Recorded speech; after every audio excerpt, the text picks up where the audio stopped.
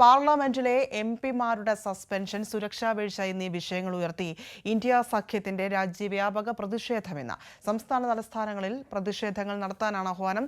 ദില്ലിയിൽ ജന്തർ മന്ദിറിൽ എംപിമാർ പ്രതിഷേധിക്കും. രാജ്യസഭ പ്രതിപക്ഷ നേതാവ് മല്ലികാർജ്ജുൻ ഖാർഗെ നേതൃത്വം നൽകും. വിവരങ്ങളുമായി ദില്ലിയിൽ നിന്നും വിഷ്ണു ചേരുന്നു. Vishnu, good morning. രാജ്യവ്യാപക പ്രതിഷേധത്തിനാണ് ഇന്ന് ഒരുങ്ങുന്നത്. വലിയ രീതിയിൽ പ്രതിഷേധമുണ്ടാകുമെന്നതിൽ സംശയമൊന്നുമില്ല. ഇതിന്റെ നീക്കങ്ങൾ, തയ്യാറെടുപ്പുകളൊക്കെ എങ്ങനെയാണ് പ്രതിപക്ഷം ഉദ്ദേശിക്കുന്നത്?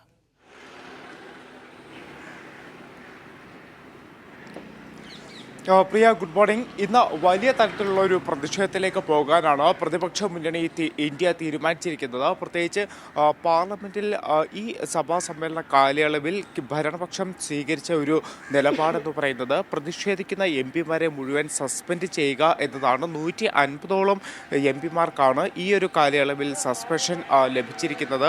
അതോടൊപ്പം തന്നെ രാജ്യസഭയും ലോക്സഭയും സഭാ നടപടികൾ പൂർത്തിയാക്കിക്കൊണ്ട് കാലയളവ് വെട്ടിച്ചുരുക്കി ഇന്നലെ സഭാ സമ്മേളനം നിർത്തുന്ന ഒരു സാഹചര്യമുണ്ടായിരുന്നു. അനിശ്ചിതകാലത്തേക്ക് ലോക്സഭയും രാജ്യസഭയും പിരിഞ്ഞിട്ടുണ്ട്. എന്തായാലും എം പിമാരുടെ സസ്പെൻഷൻ, അതോടൊപ്പം തന്നെ പാർലമെന്റിലെ സുരക്ഷാ വീഴ്ച എന്നീ വിഷയങ്ങൾ ഉയർത്തിക്കാട്ടിക്കൊണ്ട് പ്രതിപക്ഷ മുന്നണി ഇന്ത്യ ഇന്ന് ശക്തമായിട്ടൊരു പ്രതിഷേധമായിരിക്കും നടത്തുക. കഴിഞ്ഞ ദിവസം നമ്മൾ കണ്ടതാണ് പാർലമെന്റിൽ ശക്തമായിട്ടുള്ള പ്രതിഷേധം. പാർലമെന്റിന് മുന്നിൽ പ്രതിപക്ഷ എം പിമാരൊക്കെ തന്നെ ഒരു പ്രതിഷേധ മാർച്ച് നടത്തിയത് നമ്മൾ കണ്ടതാണ്. അപ്പോൾ അതിന് സമാനമായിട്ടുള്ള രീതിയിൽ ഇന്ന് ജന്തർ മന്ദറിൽ നിന്ന് പാർലമെന്റിലേക്ക് മാർച്ച് നടത്താനായിട്ടാണ് ഒരു തീരുമാനം കൈക്കൊണ്ടിരിക്കുന്നത്. അതോടൊപ്പം തന്നെ നിലവിലത്തെ ഒരു സാഹചര്യത്തിൽ പോലീസ് സുരക്ഷ ശക്തമാക്കിയിട്ടുണ്ട്. ജന്തർ മന്ദറിലടക്കം കൃത്യമായിട്ടൊരു സുരക്ഷാ ക്രമീകരണങ്ങൾ ഏർപ്പെടുത്തിയിട്ടുണ്ട്. എം പിമാർക്ക് പാർലമെന്റിലേക്ക് മാർച്ച് നടത്തുന്നത് തടയുക എന്ന് തന്നെയായിരിക്കും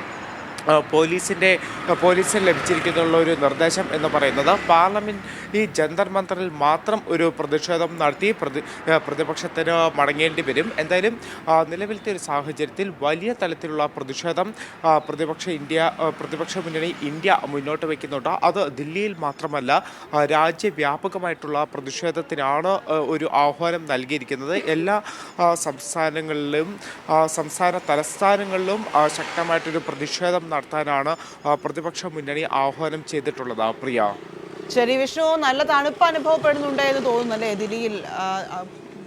അവിടെയൊക്കെ കാണുമ്പോൾ മനസ്സിലാകുന്നുണ്ട്.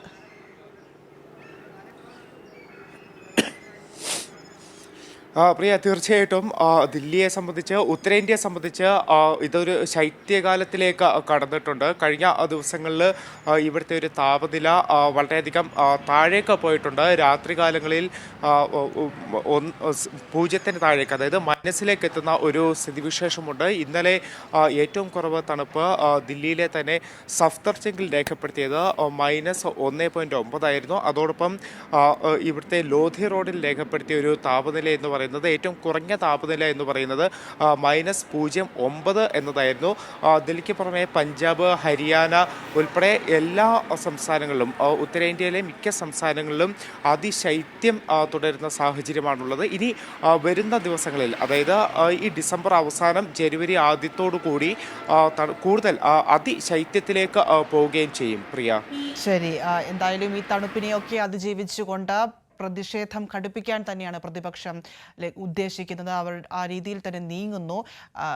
എം പിമാരുടെ സസ്പെൻഷൻ, രാജ്യസുരക്ഷ സംബന്ധിച്ച കാര്യങ്ങൾ ഉന്നയിച്ചുകൊണ്ട് വലിയ രീതിയിൽ രാജ്യവ്യാപക പ്രക്ഷോഭത്തിന് തന്നെയാണ് പ്രതിപക്ഷം ഒരുങ്ങുന്നത്.